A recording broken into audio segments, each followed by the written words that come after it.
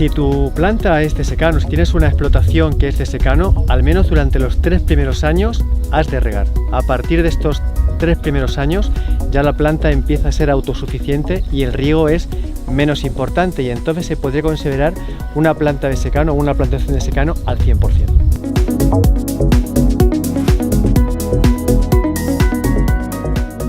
Una plantación de secano se puede considerar cuando tenemos al menos unos 300 litros por metro cuadrado de agua caída del cielo. ¿Cuándo empezamos a considerar una plantación de regadío? Cuando al menos estamos aportando más de 500 metros cúbicos, porque menos de 500 metros cúbicos por hectárea se puede considerar una explotación de secano con riego de apoyo. Puedes regar o bien a través del riego por goteo, o por inundación, o por aportación de agua por una cuba, que puede ser una cuba transportada por un tractor, en un remolque.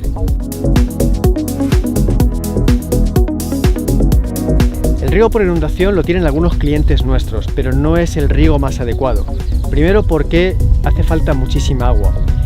Luego porque compacta demasiado la tierra. Es cierto y verdad que las personas que tienen el riego por inundación es porque no han creído conveniente hacer una inversión de riego por goteo y mantienen el riego por inundación que ya lo tenían de otros cultivos, como pueda ser el maíz, como pueda ser la alfalfa, pero no es el riego más recomendable para el cultivo del pistacho.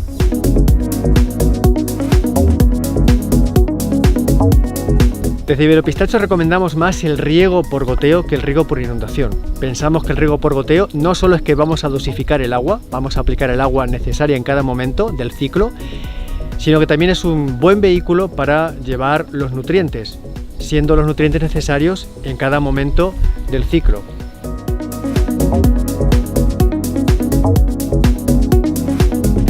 Es una de las preguntas que me hacen a menudo.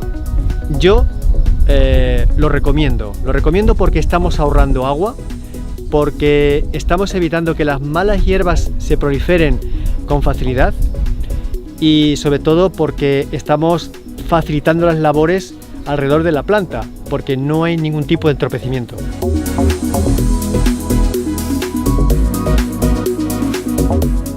Si no haces un buen mantenimiento, claro que se te pueden atascar los goteros, pero si tú haces un mantenimiento adecuado al final de cada riego, no debe de haber ningún problema. La tecnología ha avanzado mucho, el riego por goteo enterrado de ahora no es el que había hace 15-20 años.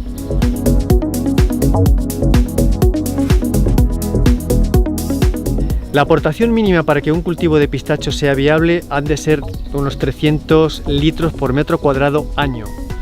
Toda la aportación que hagamos más allá de esta cantidad es una aportación que le va a venir fenomenal a la planta, que va a hacer que tenga un desarrollo mayor y que por ende tengamos mayor producción.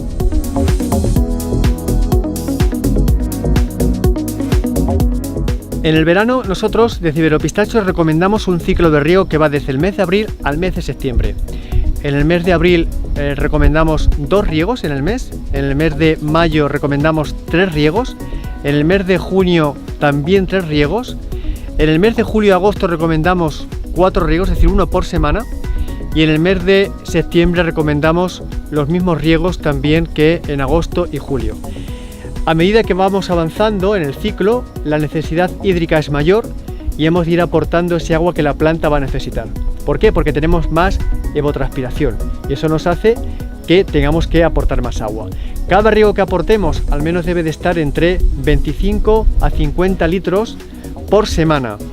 Esto va a depender de, en el momento que estemos regando, cómo está la tierra y también cómo está el ambiente, porque puede ser que haya llovido, entonces, pero la media es esta.